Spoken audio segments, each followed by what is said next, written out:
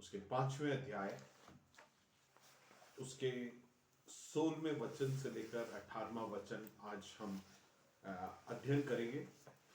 लेकिन हम अभी पढ़ने के लिए उसके 13वें वचन से पढ़ेंगे। याकूब की पत्री 5वें अध्याय उसके 13वें वचन से पढ़ेंगे। यदि तुम में कोई दुखी है, यदि तुम में कोई दुखी है तो वह प्रार्थना करे। वह प्रार्थना करे। मैं आज आपसे पूछना चाहता हूं कि आप जब दुखी होते हैं आपका क्या प्रतिक्रिया रहता है। हम सभी ये गलती करते हैं कि हम मानसिक तौर से हम उसके लिए एक प्रतिक्रिया करते हैं। कुछ लोग मेरे मेरे मैंने किसी से सुना कि जब मेरे एक फ्रेंड के या मेरी पहचान के किसी के रूममेट थे, उसको जब भी टेंशन होता है, जब भी वो व्याकुल होते हैं, वो अधिक खाना खाते हैं, कोई और सोते हैं, ये या फिर किसी और को इरिटेट करते हैं, है ना। खुद दिमाग खराब है, दूसरों का इरिटेट करते। तो ये अलग अलग रीति से लोग प्रतिक्रिया करते हैं। लेकिन परमेश्वर के वचन में एक उपयुक्त वन रिस्पॉन्स दिया है जो सबसे बेहतर है। वो क्या है? यदि कोई दुखी हो तो वो प्रार्थना करे। That is not optional. यहां पे विकल्प नहीं दिया है कि बाकी सब कर लो, अगर नहीं जमे तो ये भी करके देख लेना। नो, यहां पे इस वचन में बहुत कैटेगोरिकली स्टेटमेंट दिया, यदि कोई दुखी है। पढ़ो, क्या है? यदि तुम में कोई दुखी है, यदि कोई तुम में दुखी है तो वह प्रार्थना करे। वह प्रार्थना करे। It is affirmative statement that you may pray. हम अगर दुखी है तो हमारे जीवन में एकमात्र प्रतिक्रिया हम करें, ये सिद्धांत बना ले कि we start kneeling down and praying for that. हमारे अन्य सारे प्रतिक्रियाएं गलत है और वो उचित नहीं है। और हम कई बार कुछ लोगों से सुनते हैं, आजकल एक नया ट्रेंड चला है, let's go for counselling. So to whom you are going, वो व्यक्ति के भी जीवन में अपनी चुनौती होगा, वो आपके प्रॉब्लम्स का कोई सोल्यूशन नहीं दे सकता है। We go for a counselling, but हमारे पास एक परमेश्वर जो बोलता है, बोझ से दबे हुए लोगों मेरे पास आओ, और वो एक अफर्मेटिव स्टेटमेंट देता है। वो बोलता है, मैं तुम्हें विश्राम दूंगा। वो ये नहीं बोल रहा कि शायद मिलेगा, वो बोलता है मैं तुम्हें विश्राम दूंगा। क्यों ना हम उसके पास जाए जो हमें विश्राम देगा, हमारे बोझ को अपने पास ले लेगा। वो बोलता है cast your burden on me. परमेश्वर की उपस्थिति में जाए और हमारे बोझ को उसके ऊपर लाद दे, which would deliver us from all the tensions। इसलिए परमेश्वर के वचन में दिया है कि हम परमेश्वर की उपस्थिति में प्रार्थना करें। जब हमारी समस्याएं हमारे जीवन में आती है, व्याकुल करने वाली परिस्थितियां आती है, क्यों ना हम प्रार्थना करें। Let us pray in the presence of God. फिर आगे क्या लिखा है? यदि आनंदित है, यदि आनंदित है तो वह स्तुति के भजन गाए। वे स्तुति का भजन गाए। प्राय लोग वो होते हैं जब तकलीफें आती हैं वो प्रार्थना करते हैं, लेकिन उसके बाद वाला जो भाग है वो भी बहुत महत्वपूर्ण है। क्या? यदि तुम में कोई रोगी है, नहीं, ऊपर ऊपर। यदि तुम में कोई दुखी है, हाँ, तो वह प्रार्थना करे। हाँ। यदि आनंदित है, यदि आनंदित है तो वह स्तुति के भजन गाए। वह स्तुति के भजन गाए। ये जो दूसरा भाग है, यहां पर ज्यादातर लोग चूकते हैं। क्या है? जब हमारे जीवन में सब कुछ अच्छा चलता है, सब कुछ उचित चलता है, सब कुछ स्मूथ चल रहा है, हम परमेश्वर से कई बार दूर चले जाते हैं।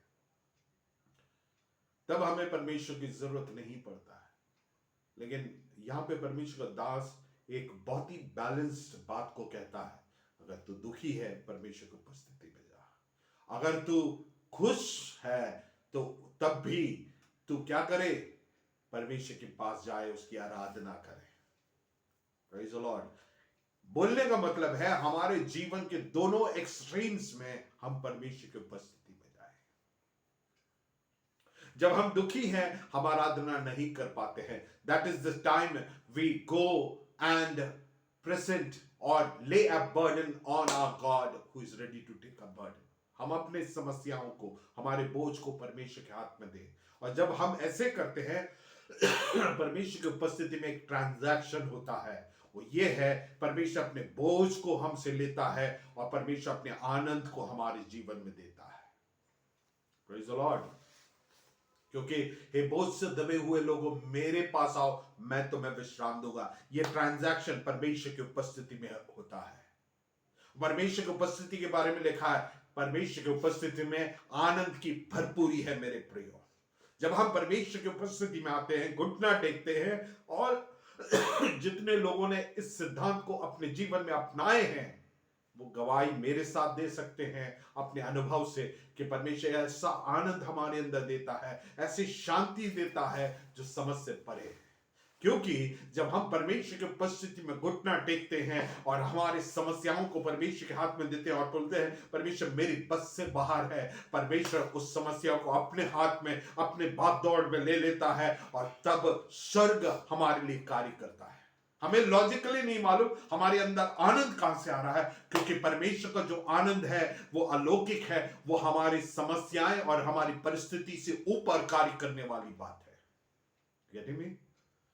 Praise the Lord. परमेश्वर बोलता है चख के जानो यहोवा कैसा है भला।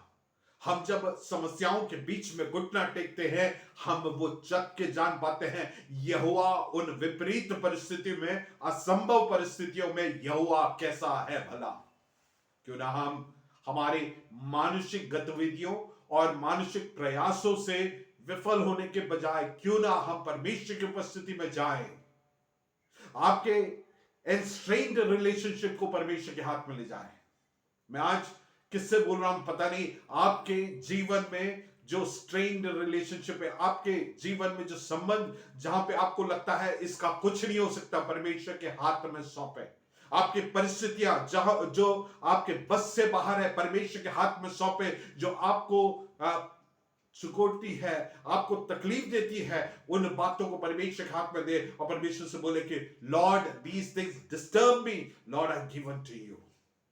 और देखेंगे कि उस समस्याओं के बीच में भी एक आनंद को आप महसूस करेंगे, because God has taken it into His account of action, क्योंकि परमेश्वर ने अपने हाथों में ले लिया है उसके लिए प्रतिक्रिया करने के लिए।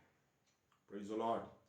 इसलिए दोनों समय, कब प्रार्थना कब करना है, जब हम दुखी हैं, आनंदित है तब आराधना करना है। यह हमारे जीवन का सिद्धांत बना है। लेकिन इसी वचन में एक और मुख्य बात को बताकर मैं आगे बढ़ूंगा।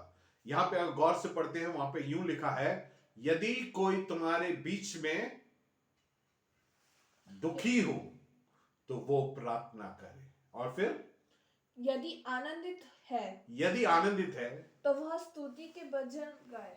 अगर हम इसको साथ में लेके पढ़े, वो है कि जब तू प्रार्थना परमेश्वर की उपस्थिति में अपने दुख के परिस्थितियों में करेगा, तो उठने से पहले आराधना करके उठेगा।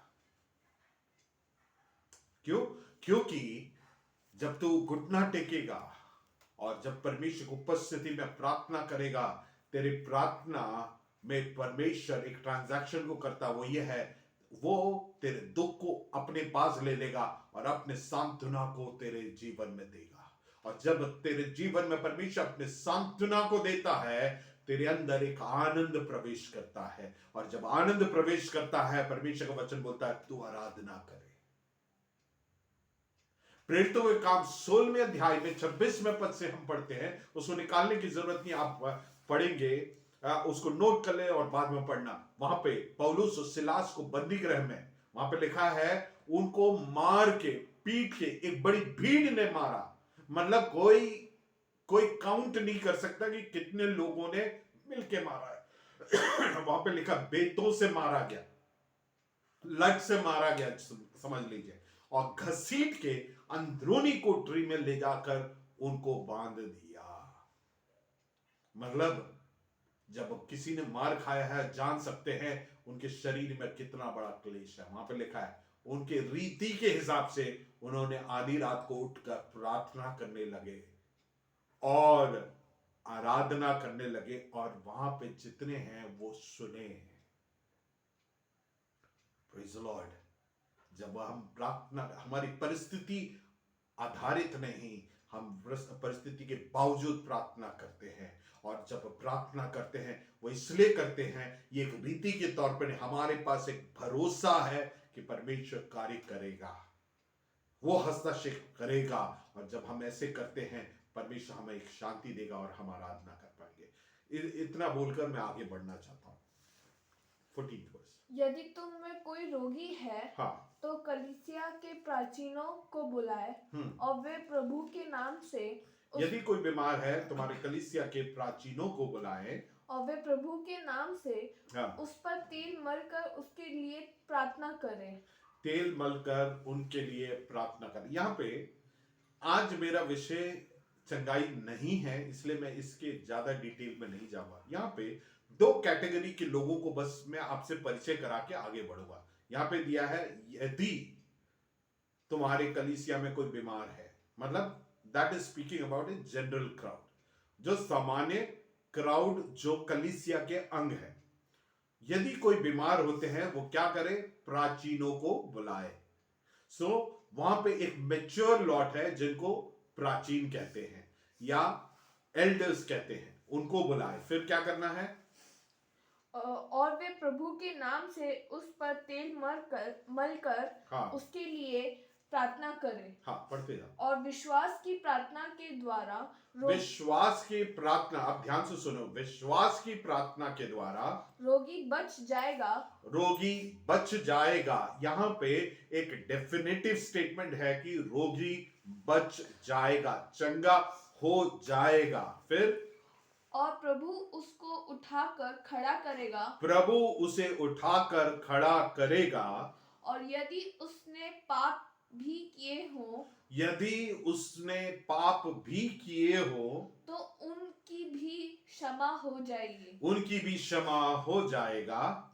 इसलिए तुम आपस में एक दूसरे के सामने इसलिए तुम आपस में एक दूसरे के सामने अपने अपने पापों को मान लो, अपने अपने पापों को मान लो, और एक दूसरे के लिए प्रार्थना करो, एक दूसरे के लिए प्रार्थना करो, जिससे चंगे हो जाओ।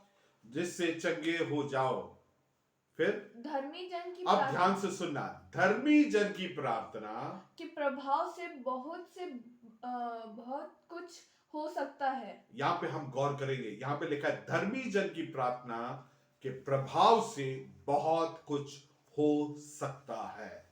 यहां पर भी एक महत्वपूर्ण बात को गौर करना है। प्रार्थना के द्वारा बहुत कुछ हो सकता है। किसके प्रार्थना के द्वारा? धर्मी जन की प्रार्थना के द्वारा। आज मेरा विषय है धर्मी जन की प्रार्थनाएं परिस्थितियों को बदलने के लिए सक्षम है। इसलिए मेरे प्रियो, हमारे जीवन और हम जो प्रार्थना करते हैं उन प्रार्थनाओं को आप हल्के में ना ले, उसे हल्का ना समझे। हम जब प्रार्थना करते हैं उसमें बड़ी सामर्थ्य है मेरे प्रियो। विशेषकर धर्मी जन की प्रार्थना अत्यंत प्रभावशाली है। तो इस वक्तव्य, इस वचन के अनुसार हम समझ सकते हैं 3 प्रकार की प्रार्थना के बारे में। पहला, ऐसी प्रार्थना जो प्रभावहीन है, जो प्रभावशाली नहीं है। दूसरा, ऐसी प्रार्थना जो प्रभावशाली है। तीसरा, ऐसी प्रार्थना जो अत्यंत प्रभावशाली है। और यहां पे लिखा है धर्मी जन की प्रार्थना अत्यंत प्रभावशाली है। मेरे प्रियो, यहूदियों के बीच में कहते हैं कि जो प्रार्थना करते हैं, जो प्रार्थनाशील है, विशेषकर एक ज़देक का या फिर एक धर्मी जन की प्रार्थना के कारण उसके घर के चारों तरफ मजबूत लोहे का घेरा बनाया जाता है। आप समझिए, जो प्रार्थनाशील है, शैतान की एक भी सामर्थ हमारे विरोध में कार्य नहीं कर पाएगा। Praise the Lord. इसलिए हम अपने जीवन में प्रार्थना में लगे रहना इसलिए महत्वपूर्ण है। हम अपने घरों को छोड़ के कहीं जाते हैं, वहां पे चोरी इसलिए नहीं होता क्योंकि परमेश्वर की उपस्थिति उनके चारों तरफ है। मैं बताऊं, प्रार्थना जो करते हैं उस प्रार्थना में बहुत कुछ संभव होता है। हमारी सेवकाइयां सामर्थ्य इसलिए होता है क्योंकि हम प्रार्थना करते हैं। प्रभु यीशु मसीह के शिष्यों ने और कुछ नहीं बताया, और कुछ टेक्निक के बारे में सीखना नहीं चाहे। उन्होंने ये नहीं बोला प्रभु हमें ये सिखा दो, ये 5 रोटी से 5000 लोगों को खिलाने का टेक्निक बता दो, ये अच्छा एक तरीका है। नहीं, उन्होंने एकमात्र बात को सिखाने के लिए बोला। लूका रचित सुसमाचार उसके 11वें अध्याय में परमेश्वर हमें प्रार्थना करना सिखा। क्यों? क्योंकि वो जानते हैं कि प्रभु यीशु मसीह के सेवकाई का हर एक बात का जो मूल्य है, हर एक बात का जो कारण है, why it is happening is because of prayer। उन्होंने ये बात को पहचाना। उन्होंने बोला प्रभु यीशु मसीह के प्रचार में इतने सामर्थ्य कार्य करता है क्योंकि उसके प्रार्थना के कारण। अद्भुत काम होते हैं प्रार्थना के कारण। हालेलुया। इसलिए उन्होंने जाना कि प्रार्थना के अलावा कुछ नहीं हो सकता, उसके द्वारा ही सब कुछ संभव है। इसलिए उन्होंने बोला कि हमें प्रार्थना करने सिखाए। इस वचन को हम दोबारा पढ़ेंगे। यहां पे लिखा है धर्मी जन की प्रार्थना अत्यंत प्रभावशाली है। एक महत्वपूर्ण बात है, अधर्मी की प्रार्थना या जो धर्मी नहीं है उसके प्रार्थना से अधिक प्रभावशाली है। एक मैच्योर बिलीवर, एक परिपक्व विश्वासी या परिपक्व अगुवाई के प्रार्थना में बड़ी सामर्थ्य है। हम कुछ वचनों को गौर करेंगे, हम पढ़ेंगे। अगर सिंपल मीनिंग आप मुझसे पूछें, एक धर्मी व्यक्ति कौन है? एक धर्मी व्यक्ति वो है जो प्रभु के सामने जब खड़े हुए और वो जब अपने तराजू में तोले उसे, तो वो खरा पाए जाए, वो है धर्मी व्यक्ति। पढ़ेंगे भजन संहिता 15 उसका 18। भजन संहिता 15 उसका 18।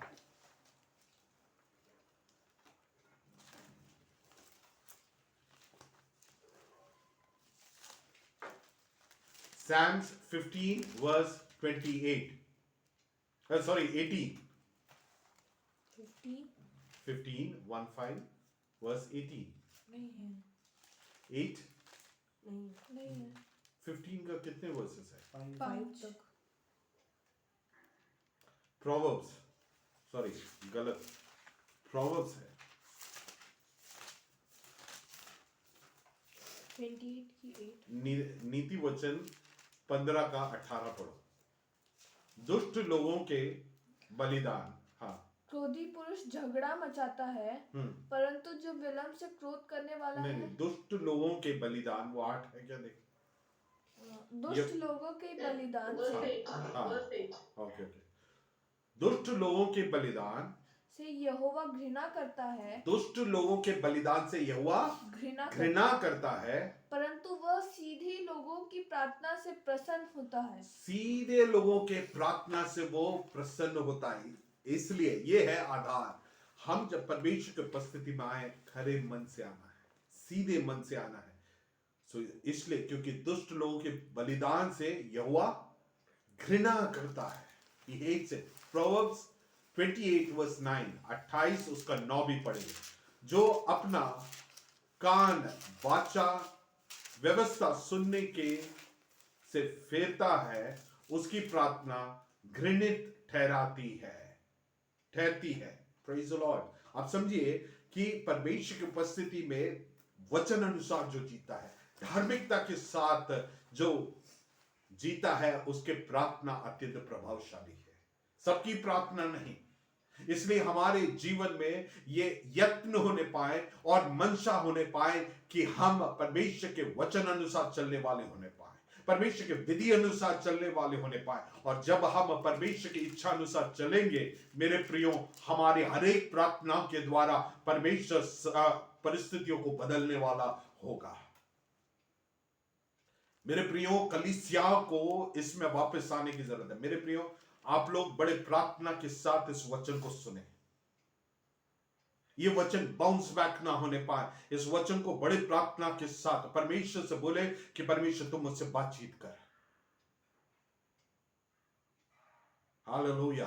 एक धर्मी जन की प्रार्थना अत्यंत प्रभावशाली है। इसलिए हमारे जीवन में हम अपने जीवन शैली को बदले ताकि हम वचन अनुसार चलने वाले होने पाए। आज सुबह के वक्त जो हमने इस वचन को सुना है उसको स्मरण करें और परमेश्वर के विधि, उसके न्याय, उसके जजमेंट के हिसाब से, उसके स्टैट्यूट्स के हिसाब से चलने के लिए हमारे जीवन में एक फेरबदल होने के लिए प्रार्थना करें ताकि परमेश्वर की उपस्थिति में हम धर्मी ठहराए जा सकें, ताकि हमारे प्रार्थनाएं प्रभावशाली होने पाए। अब एक धर्मी व्यक्ति कैसे होता है और उसका एक एग्जाम्पल परमेश्वर का दास बताता है। आगे पढ़ेंगे 16वें पद से आगे पढ़ेंगे। 16 पढ़ लिए हैं तो 17 वर्स पढ़ेंगे। हाँ, एलिया भी तो हमारे समान दुख सुख भोगी मनुष्य था। ये एलिया भी हमारे समान सुख दुख भोगी मनुष्य था और उसने गिड़गिड़ा कर प्रार्थना की, उसने गिड़गिड़ा के प्रार्थना की कि मेघ ना बरसे। हाँ, और 3.5 वर्ष तक भूमि पर मेघ नहीं बरसा। 3.5 वर्ष तक मेघ नहीं बरसा। मतलब क्या है, एक व्यक्ति ने प्रार्थना किया और उसका असर पूरे राज्य में पड़ा, पूरे देश में पड़ा।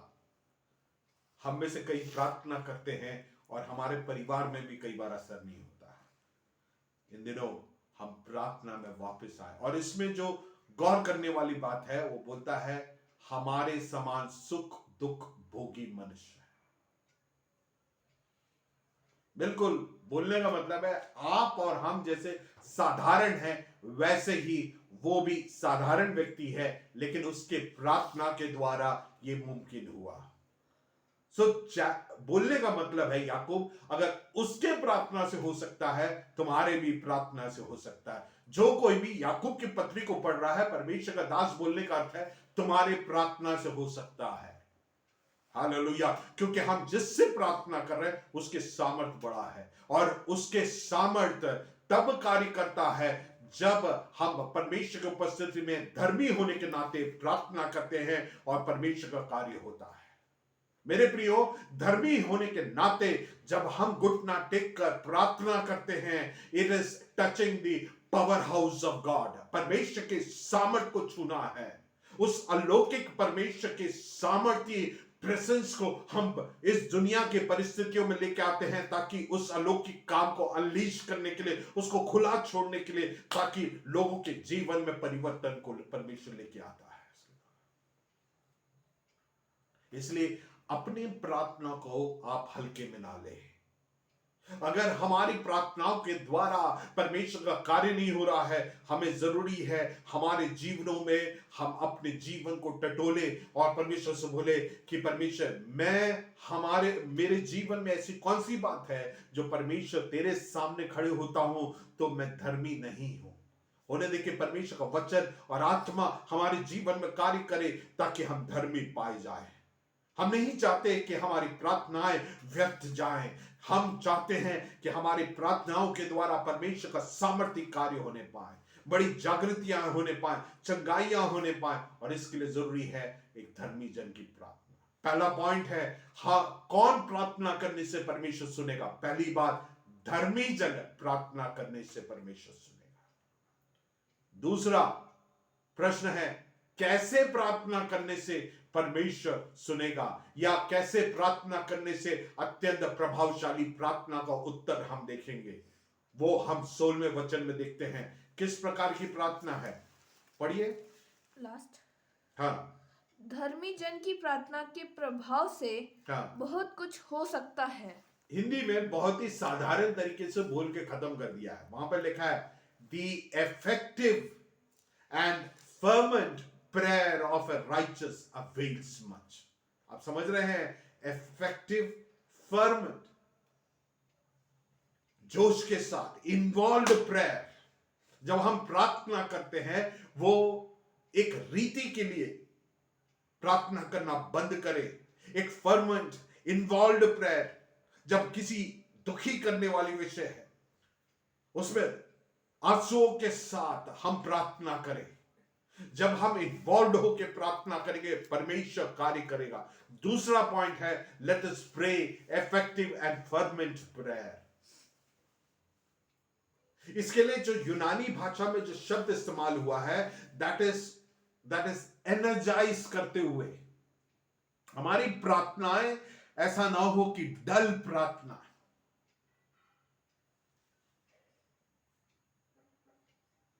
नींद में प्रार्थना नहीं। Let us get involve. परमेश्वर तू कार्य करना पड़ेगा। याकूब ने जिस प्रकार से पेनियल में प्रार्थना किया, परमेश्वर तू जब तक हस्तक्षेप नहीं करेगा, तू जब तक आशीषित नहीं करेगा, मैं तुझे नहीं छोड़ूंगा। एक इन्वॉल्व प्रेयर हमारे जीवन में इन दिनों होने पाए। मेरे प्रियो, मैं आज आपको प्रोत्साहित करना चाहता हूं।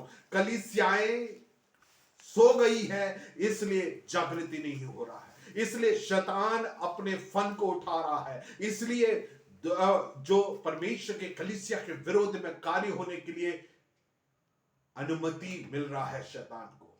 मेरे प्रियो, कलीसिया वापस आए और लेट अस स्टार्ट प्रेइंग ए फर्वेंट effective prayer.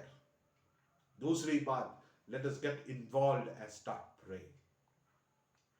हमारे हृदय की गहराई से प्रार्थनाएं उठने पाए। जब हम इस प्रकार से प्रार्थना करेंगे, परमेश्वर परिस्थितियों को निश्चित तौर से बदलेगा। हम परमेश्वर के वचन पे गौर करेंगे तो एलिजा के बारे में या एलिशा के बारे में, एलिया के बारे में लिखा है कि वो हमारे समान सुख दुख भोगी मनुष्य। हमको कई बार हम एलिया के बारे में पढ़ते हैं, लगता है वो तो बहुत अचंभाकारी व्यक्ति है। नहीं, याकूब उसको और हमें एक ही तराजू में लेके आते हैं और बोलते हैं अगर दोनों को तोला जाए तो हम बराबर है मानसिक तौर पर। एलिया, अगर आप पहला राजा 17 उसका 11 पढ़ते हैं, उसके बारे में लिखा है वो भूख उसको भी लगी। आपको भूख लगता है तो आपके समान वो भी मनुष्य है। वो डरता था, डरा। पहला राजा 19 उसके 3 में लिखा है वो डरा। डिप्रेशन में पड़ा, पहला राजा 19 उसके 3 और उसके साथ साथ 9 से 11 पढ़ते हैं, वो डिप्रेस हुआ। उसके परिस्थिति में वो भी डिप्रेस हुआ, लेकिन उसके बारे में लिखा है उसने जब प्रार्थना किया, परमेश्वर ने उसके प्रार्थनाओं को सुनकर 3.5 साल तक वहां पे मेघ नहीं बरसा। उस देश के ऊपर क्लाइमेटिक चेंज को लेके आने के लिए एक धर्मी जन की प्रार्थना प्रभावशाली था। और उसके बाद लिखा है 18वें पद में, फिर उसने प्रार्थना किया और परमेश्वर ने मेघ बरसाया और देश फलवंत हुआ।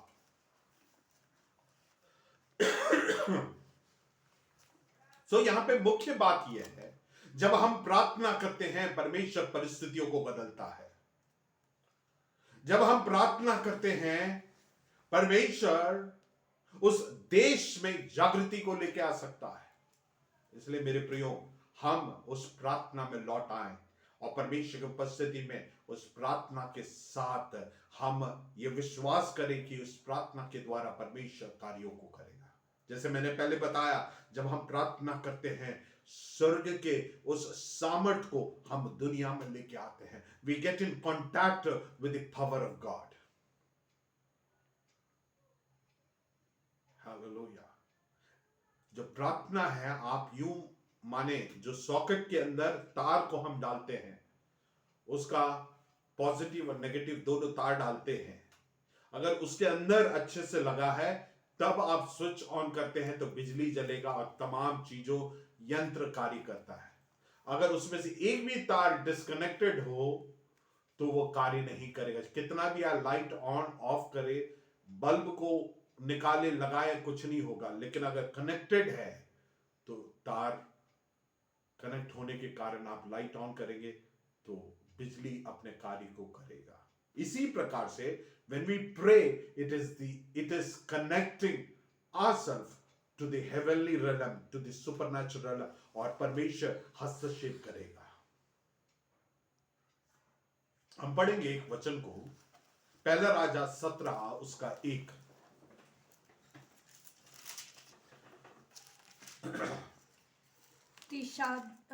तिशबी एलिया जो गिलाद के परदेशियों में से था, हाँ, उसने आहाब से कहा, हाँ, इज़राइल का परमेश्वर यहोवा, हाँ, जिसके सम्मुख में उपस्थित रहता हूँ, जिसके सम्मुख में उपस्थित रहता हूं। यहां पे लिखा है जिसके सम्मुख में उपस्थित रहता हूं। अंग्रेजी में लिखा है बिफोर हुम आई स्टैंड। वहां पे प्रार्थना करके नहीं लिखा है, लेकिन याकूब बोलता है वो उसका जो प्रार्थना है वो कैसा है, फर्मेंट एंड इफेक्टिव प्रेयर है। वो परमेश्वर के सामने प्रार्थना किया। कैसे प्रार्थना किया? गिड़गिड़ा के प्रार्थना किया करके लिखा है, और परमेश्वर ने उसकी प्रार्थना को सुना। याकूब कैसे समझा? क्योंकि यहूदियों के बीच में परमेश्वर के सामने खड़े होने का अर्थ है कि परमेश्वर के सामने प्रार्थना करना है। और यहां पे एलिया बोल रहा है मैं परमेश्वर के सामने खड़ा रहता हूं, I stand before God. Israel का परमेश्वर यहोवा जिसके समक्ष मैं उपस्थित रहता हूं, लगातार प्रार्थना कर रहा हूं। हमारी प्रार्थनाओं में एक ऐसी बात आने पाए कि हम लगातार प्रार्थना में परमेश्वर की उपस्थिति में लगे रहने पाए। और जब हम लगातार प्रार्थना करेंगे, और जब लगातार प्रार्थना करते हैं, हम स्वर्ग से कनेक्टेड है, और स्वर्ग से कनेक्टेड है, हम जो बोलेंगे वो होगा। क्योंकि हम स्वर्ग से जब कनेक्टेड है, हम अपने मन में जो आता है वो नहीं बोलेंगे। परमेश्वर जो हमसे बोलेगा वो हम बोलेंगे, और जो परमेश्वर बोला है वो परमेश्वर पूरा करने के लिए वो जिम्मेदार है। आप जब पहला राजा 17वें अध्याय को पढ़ते हैं, हमको समझ में नहीं आता, इसका एकाएक एंट्री होता है, इसका ना कुल के बारे में पता है, कौन है क्या है कुछ नहीं पता। वो आके बोलता है अब से बारिश नहीं होगा, और बारिश बंद हो जाता है। बड़ा एरोगेंट लगता है। नहीं, अगर हम याकूब की पत्री की रोशनी में पढ़ते हैं, हम समझते हैं ये ऐसा व्यक्ति है जो परमेश्वर के सामने, परमेश्वर की उपस्थिति में लगातार बने रहने वाला व्यक्ति है। और जब वैसा व्यक्ति जब कुछ बोलता है परमेश्वर की योजना के हिसाब से, परमेश्वर की वाणी को सुनकर, वहां पे परमेश्वर कुछ करेगा जरूर। क्या आप अपनी सेवकाइयों के द्वारा, आप जो बोलते हैं, आप जो प्रचार करते हैं, क्या आप चाहते हैं उसके द्वारा परमेश्वर का कार्य हो? उसके लिए जरूरी है परमेश्वर के सामने, परमेश्वर की उपस्थिति में बने रहना सीखो। धर्मी बनकर परमेश्वर की उपस्थिति में गिड़गिड़ाते हुए प्रार्थना करना सीखो। हालेलुया। जब ऐसे बनेंगे, वो हमारी आदत होगा, तो निश्चित तौर से परमेश्वर का कार्यों को हम देखेंगे। हालेलुया। क्यों हमारी प्रार्थनाएं प्रभावशाली नहीं है? क्योंकि we don't dwell in the presence of God. हम धर्मी जन होकर प्रार्थना नहीं करते। लेकिन यहां पे एक मिसाल को हम देखते हैं, वो हूबहू हमारी जैसे है, लेकिन उसके प्रार्थनाओं के द्वारा हुआ है कार्य। अगर हुआ है, हमारे भी प्रार्थना के द्वारा कार्य हो। याकूब इसी बात को दर्शा रहा है, वो बिल्कुल तुम्हारे जैसे है, बिल्कुल मेरे जैसे है, लेकिन उसके प्रार्थना के द्वारा हुआ है। अगर उसके प्रार्थना के द्वारा हुआ है, हमारे भी प्रार्थना के द्वारा हो सकता है। आमीन बोलेंगे? करना क्या है? हमें धर्मी जन बनना है। दूसरी बात, let us do a effective and ferment prayer. हम लगातार उसमें इन्वॉल्व होकर प्रार्थना करें। तीसरी बात, गिड़गिड़ाते हुए परमेश्वर की उपस्थिति में बने रहे। जब बने रहेंगे, तब परमेश्वर हमसे बातचीत करेगा, और हम जो बोलेंगे वो होगा, क्योंकि वो परमेश्वर के मंशा के हिसाब से है। आप अगर 17 और 18 को गौर करेंगे, वहां पे दो बातों को देखेंगे। इसी व्यक्ति के प्रार्थना से, प्रार्थना के उत्तर के तौर पे वहां पे सूखा आया। Drought came because of one man's prayer, and with this one man's prayer the drought ended. बोलने का अर्थ है, इस दुनिया में क्या होना है, धर्मी जन के प्रार्थना के फलस्वरूप होगा, और उन बातों का अंत भी हमारी प्रार्थनाओं के द्वारा होगा। मेरे प्रियो, we are the people who would set the tone of the society. समझ रहे हैं? हमारी प्रार्थनाओं के द्वारा हमारे चारों तरफ की परिस्थितियों को हम प्रभावित कर सकते हैं। इस बात को और इस जिम्मेदारी को समझे। नैतिक पतन हो रहा है, उसके लिए कलीसिया जिम्मेदार है। क्यों ना हम प्रार्थना करें और प्रार्थना और धार्मिकता में वापस आए और परमेश्वर की उपस्थिति में बने रहे और हम परिस्थितियों को बदल सकते हैं। जो आत्मिक ड्राउट है उसको बदलने के लिए हम इन दिनों प्रार्थना करें। जो आत्मिक और नैतिक पतन है उसको बदलने के लिए हम प्रार्थना करें, परमेश्वर की उपस्थिति में बने रहे ताकि हम हमारे चारों तरफ की परिस्थितियों को बदलने पाए।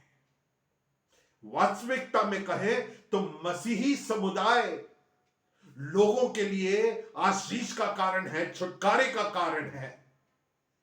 हम यहां पे हैं जहां पे हम हैं, उन परिवारों में, उन समुदाय में, उस देश में, शहर में, राज्य में हम आशीष का कारण हैं। इस जिम्मेदारी को समझते हुए एक धर्मी जन होने के नाते हम प्रार्थना करें, परमेश्वर की उपस्थिति में हम प्रार्थना करना सीखें।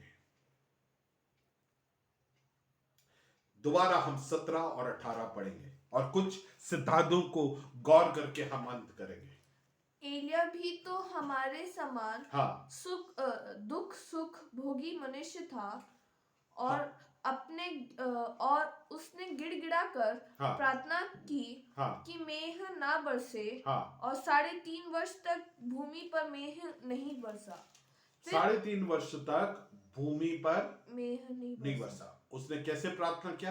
गिड़गिड़ा के प्रार्थना किया और उसके प्रार्थना स्वरूप में नहीं बरसा। अब फिर 18 फिर उसने प्रार्थना किया। हमारे जीवन में जब छुटकारा हमारे प्रार्थनाओं के द्वारा हम देख लेते हैं, कई बार वी गेट पफ्ड अप, हम संतुष्ट हो जाते हैं या घमंडी हो जाते हैं और हम प्रार्थना बंद कर देते हैं। लेकिन यहां पे एलिया के बारे में देखता है कि उसने छुटकारा देखा लेकिन परमेश्वर की उपस्थिति में बना रहा। और क्या लिखा है? फिर उसने प्रार्थना किया और में बरसा। Praise the Lord. हमारे प्रार्थनाओं के उत्तर मिलता है तो उसमें सैटिस्फाई होना बंद करें, क्योंकि ना तो हमने किया है ना हमारे कारण हुआ है, मात्र हमने प्रार्थना किया, वो परमेश्वर का सामर्थ्य उसमें हस्तक्षेप किया और वो उस बात की महिमा परमेश्वर की है, उसमें हमारी महिमा नहीं है। चाहे बीमार चंगे हो, चाहे लंगड़े चले या अंधे देखे या काना सुने, तब भी परमेश्वर की महिमा होने पाए। हम लगातार प्रार्थना में बने रहे। यहां पे क्या लिखा है? फिर उसने प्रार्थना किया और मेघ बरसा। उसके बाद क्या लिखा है? फिर उसने प्रार्थना की तो आकाश से वर्षा हुई और भूमि फलवंत हुई। और भूमि फलवंत हुआ। मैं इस पॉइंट पे रोकना चाहूंगा, भूमि फलवंत हुआ। मेरे प्रियो, जब हम प्रार्थना करते हैं और उस प्रार्थना का असर यह है कि भूमि फलवंत होता है। Praise the Lord. इन दिनों हम प्रार्थना करें, हम उस प्रार्थना में लौट आए ताकि हमारे प्रार्थना के फलस्वरूप भूमि फलवंत होने पाए, कलीसियाएं फलवंत होने पाए, अनेक लोग विश्वास में आने पाए, अंधकार की शक्तियों से वो छुड़ाए जाने पाए, दुख और बंधन और श्राप की परिस्थितियों से वो आजाद होकर परमेश्वर में आने पाए, क्योंकि हमारा परमेश्वर जीवता है। हमारे प्रार्थनाओं के द्वारा परमेश्वर कार्य करेगा। इसलिए मेरे प्रियो, मैं सभी से आह्वान करना चाहता हूं, आप उस प्रार्थना में लौट आए। कलीसिया को प्रार्थना में लौट आने की जरूरत है। किस प्रकार? किसकी प्रार्थना अत्यंत प्रभावशाली है? धर्मी जन की प्रार्थना प्रभावशाली है। कैसे प्रार्थना करना है? Energise, fervent and effective prayer होना है। हमारा प्रार्थना जो है वो फर्वेंट होने पाए, डल प्रेयर नहीं, फर्वेंट प्रेयर होने पाए। दूसरा, गिड़गिड़ा के प्रार्थना करें। तीसरा, लगातार प्रार्थना करें। प्रार्थना को उत्तर मिलने के बाद हमें रुकना नहीं है, हम तब भी प्रार्थना करते रहे और हमारे प्रार्थनाओं के द्वारा फलवंत होने पाए। हमारी चारों तरफ हमारी कलीसियाएं, हमारे परिवार फलवंत होने पाए। हमारी प्रार्थनाओं में अत्यंत प्रभावशाली प्रार्थनाओं का उत्तर हम देखेंगे। आइए आंखों को बंद करेंगे।